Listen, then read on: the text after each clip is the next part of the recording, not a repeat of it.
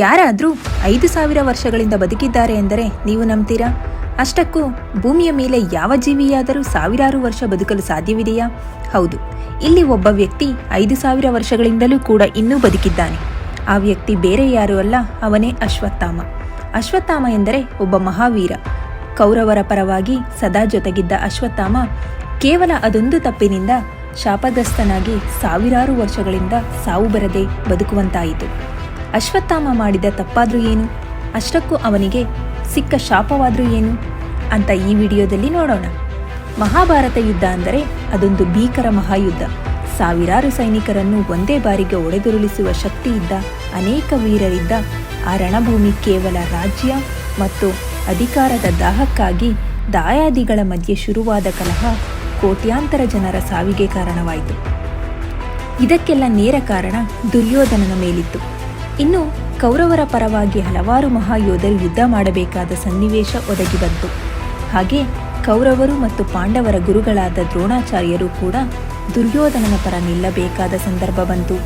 ಇದೇ ದ್ರೋಣಾಚಾರ್ಯರ ಮಗನೇ ಅಶ್ವತ್ಥಾಮ. ದ್ರೋಣಾಚಾರ್ಯರಿಗೆ ಹಲವಾರು ವರ್ಷ ಮಕ್ಕಳಿರಲಿಲ್ಲ. ಕೊನೆಗೆ ಶಿವನ ತಪಸ್ಸು ಮಾಡಿ ಅದರಿಂದ ಒಂದು ಗಂಡು ಮಗುವನ್ನು ಪಡೆದರು. ಮಗು ಹುಟ್ಟಿದ ತಕ್ಷಣ ಜೋರಾಗಿ ಹತ್ತಾಗ ಎಲ್ಲ ದಿಕ್ಕುಗಳು ಕಂಪಿಸಲು ಪ್ರಾರಂಭಿಸಿತು. ಕೂಡಲೇ ಆಕಾಶದಿಂದ ಒಂದು ಅಶರೀರವಾಣಿ ನುಡಿಯಿತು. ಈ ಮಗು ವಿಶೇಷವಾದದ್ದು. ಈತನ ಹಣೆಯಲ್ಲಿ ಮಣಿ ಇರುವುದರಿಂದ ಈತನಿಗೆ ಯಾವ ಆಯುಧಗಳು ಕೂಡ ಏನೂ ಮಾಡಲಾಗುವುದಿಲ್ಲ, ಹಾಗೂ ಯಾವ ದೇವತೆಗಳು ಸರ್ಪಗಳಿಂದಲೂ ಯಾವ ಕಂಟಕವೂ ಬರುವುದಿಲ್ಲ ಎಂದು ಆ ಅಶರೀರವಾಣಿ ನುಡಿದಿತ್ತು. ನಂತರ ದ್ರೋಣಾಚಾರ್ಯರು ಕೌರವರು ಮತ್ತು ಪಾಂಡವರಿಗೆ ವಿದ್ಯಾಭ್ಯಾಸವನ್ನು ಮಾಡಿಸತೊಡಗಿದ್ರು. ಈ ಸಮಯದಲ್ಲಿ ಅಶ್ವತ್ಥಾಮನು ಕೂಡ ಎಲ್ಲ ವಿದ್ಯೆಗಳನ್ನು ಕಲಿತಿದ್ದ ಒಬ್ಬ ವೀರನಾದ. ಇನ್ನು ಕುರುಕ್ಷೇತ್ರದ ಸಂದರ್ಭದಲ್ಲಿ ಹಸ್ತಿನಾಪುರದ ಸಿಂಹಾಸನಕ್ಕೆ ಗೌರವ ನೀಡುವ ಸಲುವಾಗಿ ದ್ರೋಣಾಚಾರ್ಯರು ದುರ್ಯೋಧನನ ಪರವಾಗಿ ನಿಲ್ಲಬೇಕಾಯಿತು. ಅಶ್ವತ್ಥಾಮ ಕೂಡ ಕೌರವರ ಪರವಾಗಿ ಯುದ್ಧ ಶುರು ಮಾಡಿದ. ಇನ್ನು ಒಂದು ಕಡೆ ಭೀಮನ ಮಗನು ಘಟೋತ್ಕಚ ಸಾವಿರಾರು ಜನರನ್ನು ಕೊಂದು ಹಾಕುತ್ತಿದ್ದಾಗ ಕೌರವರ ಸೈನ್ಯ ಎದರಿ ಹಿಂದೆ ಹೋಗುತ್ತಿತ್ತು. ಆದರೆ ಅಶ್ವತ್ಥಾಮ ಹಿಂದೆ ಹೋಗದೆ ಘಟೋತ್ಕಚನ ಸಂಹಾರ ಮಾಡಿದ. ಮುಂದೆ ಯಾವ ಯೋಧನೆದುರು ಅಶ್ವತ್ಥಾಮನನ್ನು ಎದುರಿಸಲಾಗುತ್ತಿರಲಿಲ್ಲ. ಇದರ ಜೊತೆಗೆ ದ್ರೋಣಾಚಾರ್ಯರು ಕೂಡ ಪಾಂಡವರ ಸೈನ್ಯವನ್ನು ಎದುರಿಸಲು ಪ್ರಾರಂಭ ಮಾಡಿದರು. ಇನ್ನು ಇವರಿಬ್ಬರನ್ನು ಎದುರಿಸುವ ಶಕ್ತಿ ಪಾಂಡವರಿಗಿರಲಿಲ್ಲ. ಹಾಗಾಗಿ ಇವರಿಬ್ಬರನ್ನು ಹೀಗೆ ಬಿಟ್ಟರೆ ಪಾಂಡವರ ಸೈನ್ಯವನ್ನು ನಾಶ ಮಾಡಿಬಿಡುತ್ತಾರೆ ಎಂದು ಶ್ರೀಕೃಷ್ಣನು ಒಂದು ಉಪಾಯ ಮಾಡುತ್ತಾನೆ. ಧರ್ಮರಾಯನಿಗೆ ಒಂದು ಸುಳ್ಳನ್ನು ಹೇಳುವಂತೆ ಪ್ರೇರೇಪಿಸುತ್ತಾನೆ. ಯುದ್ಧದಲ್ಲಿ ಅಶ್ವತ್ಥಾಮ ಎಂಬ ಆನೆ ಸತ್ತು ಹೋಗುತ್ತೆ. ಇದನ್ನು ಧರ್ಮರಾಯ ಅಶ್ವತ್ಥಾಮ ಎಂದು ಜೋರಾಗಿ ಹೇಳಿ ಕುಂಚರ ಅಂತ ನಿಧಾನವಾಗಿ ಹೇಳುತ್ತಾನೆ. ಇದನ್ನು ಕೇಳಿದ ದ್ರೋಣಾಚಾರ್ಯ ತನ್ನ ಮಗ ಸತ್ತು ಹೋದ ಅಂತ ತಿಳಿದು ಶಸ್ತ್ರಗಳನ್ನು ತ್ಯಾಗ ಮಾಡುತ್ತಾರೆ.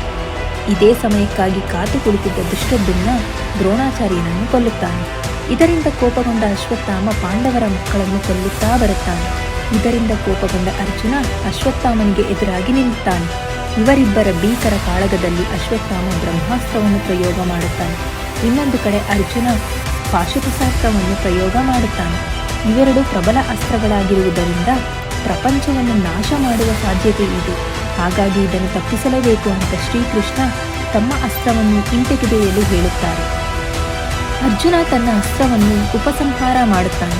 ಆದರೆ ಬ್ರಹ್ಮಾಸ್ತ್ರವನ್ನು ಒಮ್ಮೆ ಪ್ರಯೋಗಿಸಿದರೆ ಹಿಂತೆಗೆಯಲು ಸಾಧ್ಯವಾಗುವುದಿಲ್ಲ. ಹಾಗಾಗಿ ಬ್ರಹ್ಮಾಸ್ತ್ರ ಉತ್ತರೆಯ ಗರ್ಭದಲ್ಲಿದ್ದ ಪರೀಕ್ಷಿತನ ಮೇಲೆ ಬೀರುತ್ತದೆ. ಇದರಿಂದ ಕೋಪಗೊಂಡ ಕೃಷ್ಣ ಅಶ್ವತ್ಥಾಮನ ಹಣೆಯ ಮಣಿಯನ್ನು ಕಿತ್ತುಕೊಂಡು ಶಾಪವನ್ನು ನೀಡುತ್ತಾನೆ. ಇದರಿಂದ ಭಯಪಟ್ಟ ಅಶ್ವತ್ಥಾಮ ಕೃಷ್ಣನಲ್ಲಿ ಇದಕ್ಕೆ ಪರಿಹಾರವೇನು ಎಂದು ಕೇಳುತ್ತಾನೆ. ಅದಕ್ಕೆ ಶ್ರೀಕೃಷ್ಣ ಕಲ್ಕಿಯ ಅವತಾರವಾಗುವವರೆಗೂ ನೀನು ಒಂಟಿಯಾಗಿ ಬದುಕಬೇಕು ಅಂತ ಹೇಳುತ್ತಾನೆ. ಶ್ರೀಕೃಷ್ಣನ ಶಾಪದಿಂದ ಅಶ್ವತ್ಥಾಮ ಇಂದಿಗೂ ಕೂಡ ಜೀವಂತವಾಗಿದ್ದಾನೆ ಅಂತ ಹಲವಾರು ಜನರು ಹೇಳುತ್ತಾರೆ. ಹಿಮಾಲಯದ ಗುಹೆಗಳಲ್ಲಿ ಅಶ್ವತ್ಥಾಮ ಇಂದಿಗೂ ಜೀವಂತವಾಗಿದ್ದಾನೆ ಎಂದು ಹಲವಾರು ಹೇಳುತ್ತಾರೆ.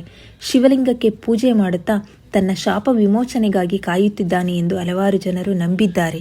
ಈಗಲೂ ಕೂಡ ಅಶ್ವತ್ಥಾಮ ಬದುಕಿದ್ದಾನೆ.